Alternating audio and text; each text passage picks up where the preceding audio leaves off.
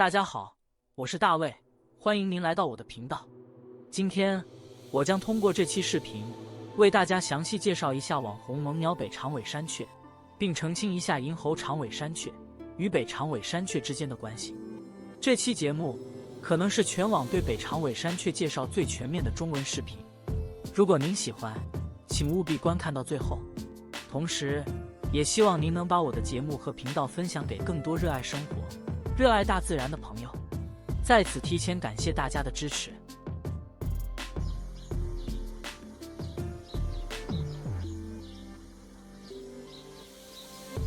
北长尾山雀，拉丁名是 Aegiphilus caudatus， 英文名 Long-tailed tig 或 Long-tailed bush tig， 也称为长尾丛林山雀，是欧洲和古北界常见的鸟类。Aegiphilus 这个属名是亚里士多德用来称呼一些欧洲山雀的术语，包括长尾山雀。特殊的加词，也就是种名 caudatus 是拉丁语，意思是有尾的。北长尾山雀是长尾山雀科长尾山雀属的鸟类，俗称可爱雀精、十姐妹、团子、洋红儿、银科山雀、雪之妖精、豆大福、小肥鸠等。北长尾山雀的分布范围非常广，是常见的森林鸟类之一。在从爱尔兰至日本的整个古北区内约有17个亚种，展现出相当多样的体育模式。生活在北欧至日本北部的指名亚种AC caudatus， 与其他亚种相比，其成鸟体羽表现出更为明显的粉红色，尤其是在翅膀上，而头部则呈现醒目的全白色。与此不同，其他亚种在眼上方通常有一条宽的深色条纹，将头部的白色一分为二。亚成鸟夏季至早秋可见的头部两侧呈褐色，在冬季换羽后则变为与成鸟一样的羽色。无论是哪个亚种，它们都有极其可爱的亮黄色上眼睑，搭配上蓬松的羽毛，犹如小毛球般的身体，看起来实在呆萌可爱，难怪会成为网红鸟。从这张图可以看到不同亚种的分布情况。亚种的命名方式通常由3个词组成，第一个词是属名，第二个是种名加词，第三个则是亚种名加词。这3个词组合在一起就构成了亚种的学名。指名亚种 AC caudatus 的分布范围最广，包括西起斯堪的纳维亚半岛的挪威，横跨欧洲东北部一直延伸至俄罗斯的堪察加半岛，跨度大约为7000公里。该亚种的北部分布区域从挪威北部开始，一直延伸至朝鲜半岛中部，包括了主要的北欧国家、俄罗斯大部分地区、波兰、乌克兰、蒙古、中国东北地区、朝鲜、韩国北部以及日本北部的广阔地域。除了指名亚种 AC caudatus 之外，北长尾山雀还有16个亚种，目前被鸟类学家分成3个组群。欧洲组群 European group， 英国亚种 Aegiphilus caudatus rosaceus， 由马修斯于1938年命名，分布于不列颠群岛，缩写为 AC rosaceus。2. 法国亚种 AC armoricus， 由惠斯勒于1929年命名，分布于法国西部、海峡群岛和约岛。3. 伊比利亚亚种 AC teti， 于1913年被命名，分布于法国南部和西南部至西班牙和葡萄牙西北部。4. 德国亚种 AC europaeus， 于1804年被命名，分布于法国东北部和德国至意大利北部、罗马尼亚西部和保加利亚北部。5. 希腊亚种 AC macedonicus， 于1892年被命名，分布于巴尔干半岛。6. 俄罗斯亚种 AC tauricus， 于1903年被命名，分布于克里米亚半岛南部。3. 维尔加图斯组群 Travergatus group。1. 韩国亚种 AC magnus， 于1907年被命名，分布于朝鲜半岛中南部和对马岛。2. 本州亚种 AC Travergatus， 于1848年被命名，分布于日本本州岛、立岛、佐渡岛、冲岛及韩国济州岛。3. 日本亚种 AC Piacensis， 于1923年被命名，分布于日本四国岛、九州岛和乌九岛。阿尔卑斯组群 Alpinus group。1. 科西嘉岛亚种 AC Libia， 于1871年被命名，分布于西班牙南部、葡萄牙和科西嘉岛。2. 意大利亚种 AC L'Italie， 于1910年被命名，分布于意大利的大陆地区和斯洛文尼亚西南部。3. 西西里岛亚种 AC Seychelles， 于1901年被命名，分布于西西里岛。4. 小亚细亚亚种 AC Typhlonetus 于1901年被命名，分布于小亚细亚。5. 高加索亚种 AC Major 于1884年被命名，分布于高加索至外高加索西部和中部地区。6. 伊朗北部亚种 AC Alpinus 于1783年被命名，分布于阿塞拜疆东南部至伊朗北部和土库曼斯坦西南部。7. 伊朗亚种 AC Pasipia 于1904年被命名，分布于伊朗西南部。在这里，让我们详细讨论一下北长尾山雀与银喉山雀之间的关系。银喉长尾山雀学名 Aegyptilos glaucogularis， 其中 glaucogularis 一词源自拉丁语，由 glaucus 灰白色和新拉丁语 gularis 喉咙的组成。它的英文名为 Silver-throated Bush-tit 或 Silver-throated tit。银喉长尾山雀与北长尾山雀都属于长尾山雀科的长尾山雀属。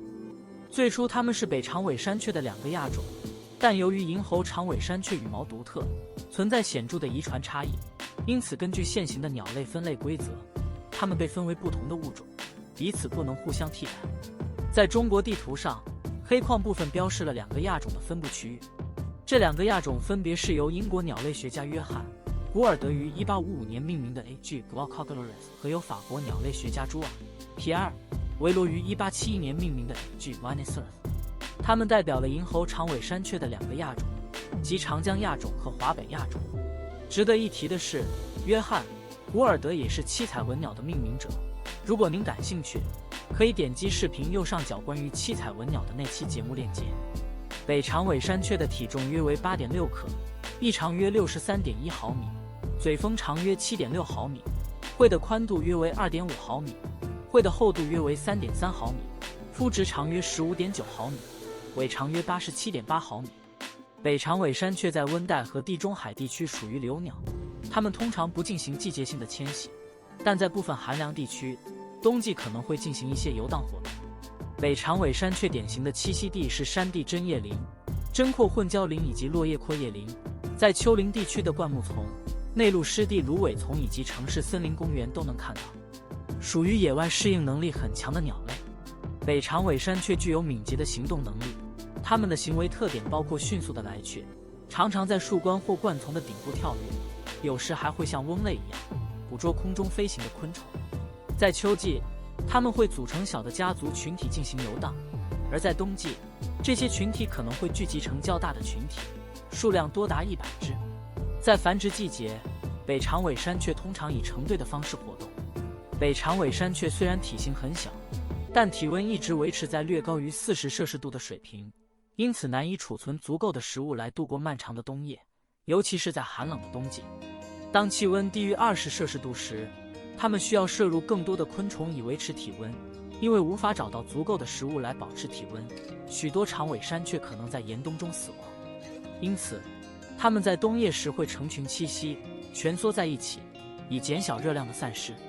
在这个时候，人类的投喂可以帮助它们更容易度过寒冬。北长尾山雀的主要食物是昆虫，在不同地区，其食性可能有所不同。在中国东北地区，食物主要包括少量的蜘蛛和小型蜗牛，但 95% 以上是昆虫，其中包括落叶松鞘蛾、天鹅、齿货等危害森林的害虫。在其他地区，昆虫仍然占据食物的 90% 以上比例，涵盖半翅目、鞘翅目、鳞翅目及其他昆虫，同时也摄食少量植物。北长尾山雀的繁殖期从3月至7月，具体时间会在不同地区有所不同。在这个时期，雌雄鸟会共同搜集筑巢的材料，并不断发出鸣叫声，尤其是雄鸟更为频繁。一般来说，雌雄鸟会一同到达巢穴，轮流进入，有时也会出现单独进出的情况。它们的巢呈卵形，多见在背风的树林内，紧靠树干一侧，高度在3至9米之间，巢口位于侧面上方。巢的建造材料包括苔藓、地衣、树皮、羽毛等，利用鳞翅目昆虫的剪丝胶布而成，内部垫有兽毛或羽毛。巢的尺寸为高 11.1 至 11.7 厘米，巢径 8.4 至 10.5厘米，巢口径 3.7 至 4.1厘米。一旦巢穴完成，它们就开始产卵，每天产1枚，一窝通常有9至10枚蛋。卵产完后，雌鸟独自负责孵卵。在这段时间里，雌鸟很少发出鸣叫声，而雄鸟常常飞到巢附近鸣叫。雌鸟一听到声音就会飞离巢穴，与雄鸟一同去觅食，然后再一同返回。待雌鸟进入巢穴后，雄鸟再离去。有时候也会看到雄鸟衔食喂养雌鸟的情况。卵经过13天的孵化期后，雏鸟孵化而出。刚刚孵化出来的雏鸟全身赤裸，呈粉红色，眼睛紧闭。到了第7天，它们开始睁开眼睛，各个羽翼也开始逐渐显现。雌雄鸟都参与到育雏的工作中，育雏期为15天。到了第16天，雏鸟就会离开巢穴。离巢后，刚开始由青鸟在巢区内领飞，进行多次的飞行练习，然后才能跟随青鸟一同飞离巢区。在相关的研究中，人们发现北长尾山雀在繁殖中有一种很有趣的倾注行为。因为被捕食率很高，繁殖会存在失败的情况。如果在5月初之后巢穴失败，未成功繁殖的个体通常不会尝试重新筑巢，但它们可能会成为其他巢穴的协助者，通常与巢主有亲缘关系。通过协助近亲，这些帮助者可以间接提高相关后代的生存能力，从而获得健康益处。同时，协助者有机会与配偶和领地互动更多。此外，协助者通过参与抚养孩子也能积累育雏经验，从而提高未来后代的存活率。这种倾注行为在鸟类社会中是一个引人注目的研究领域，对于理解鸟类行为学和生态学具有重要意义。该物种在全球范围内都很常见，但在其分布范围的边缘变得比较稀缺。IUCN、国际鸟盟和英国鸟类学信托基金会 （British Trust for Ornithology） 都将长尾山雀列为无危物种。目前，它们受到的威胁很小，数量相当丰富。由于体积较小，它们容易受到极端寒冷天气的影响，长时间的寒冷可能导致族群数量损失高达80%。然而，由于其高繁殖力，人们认为种群将迅速恢复到以前的水平。北长尾山雀虽然具有很强的适应自然环境的能力，但人工饲养并不容易，特别是野外捕捉来的个体，即使可以短时间养活，长期饲养也很难适应人工环境，死亡率很高。因此，对于那些被它们呆萌的外观吸引的鸟友，最好还是不要选择饲养它们。可以考虑选择饲养人工繁育的鸟类，比如鹦鹉、七彩文鸟、珍珠雀、金丝雀等。毕竟，养鸟的目的是为了获得快乐，抛开法律法规限制不说，如果自己养的小鸟总是飞升，肯定不会带来愉快的心情。感谢您看到节目最后，节目中有不对的地方还请您留言指正，也希望您能订阅我的频道，期待与您在下一期节目再见。